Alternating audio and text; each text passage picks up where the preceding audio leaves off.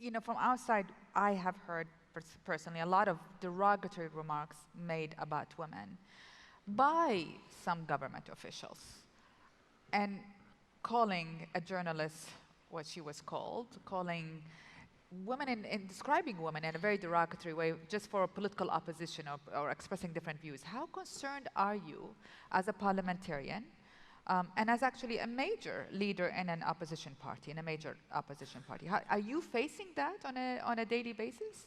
I think you wouldn't find a single woman in Turkey who doesn't feel this threat.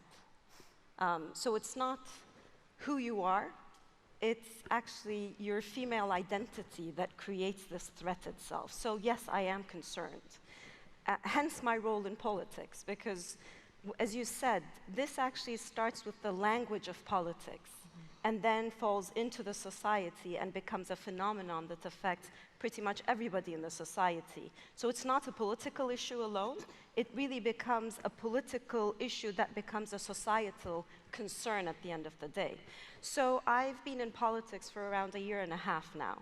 And I'm probably one of the lucky women in Turkey who doesn't have any physical violence in her life, who can say I actually am able to survive comfortably in Turkey.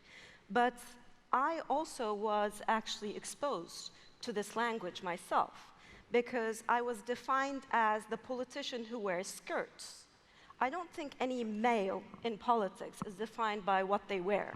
Whereas if you're a female politician, by definition, you would not be talked about with your ideas, with your progressive politics, with what you dream for your country, but you're defined by what you wear or the color of your hair. So this definition of a female, of a woman, starts in the language of politics and then trickles down to the very details of our lives and ends up with the results that you've seen in that clip. How recent is this language? Is this always been like this for women facing in Turkey, the sexist language? I don't know if you can repeat some of these derogatory remarks. I wouldn't want Or to. is that something new? Is that a new trend? So one has to identify that the political language actually is a reflection of the political ideology itself.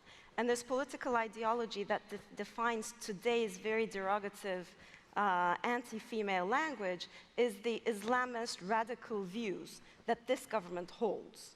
So really, if you had another, as I define as the progressive politics, which I stand for, the language in politics would change, and hence, the reflection of that in the society would change. So the short answer is, one should not just define this in a very conformist manner and say, well, you know, it's the culture in the area, hence this is only natural. No, it's not natural. This has been elevated in the past couple of years, and it has been elevated because the political dominant figure right now, starting from the president himself and then enlarging through his governing party, is actually fighting against the women's rights that you and I would define here, which is very basic human rights. Women have the freedom to wear what they want to wear. Women have the freedom to believe in what they want to believe in. Women have the freedom of deciding on whether or not they're going to have kids. Women have the rights to decide on whether or not they're going to work or not. That is our ideology. That's the progressive politics that we are pushing for.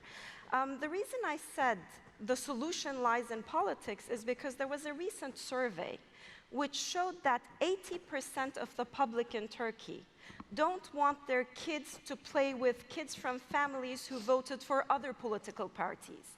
Think of this.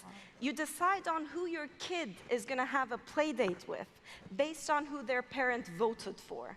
This is to say, it's not the society, it's politics that's breaking up the society. Hence, the solution has to come through politics. And here, my duty as a female politician, and we're only 81 or 82 in the parliament right now, out of 550. So we're not many in number, but we're very strong. We're very strong because, again, we realize we're going to be the ones who lose. And the progressive politics has to be one that says we live together, shoulder to shoulder, heart to heart, eye to eye.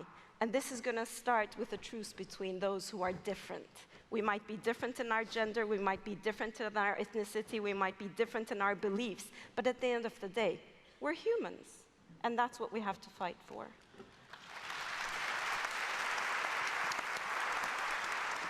So my question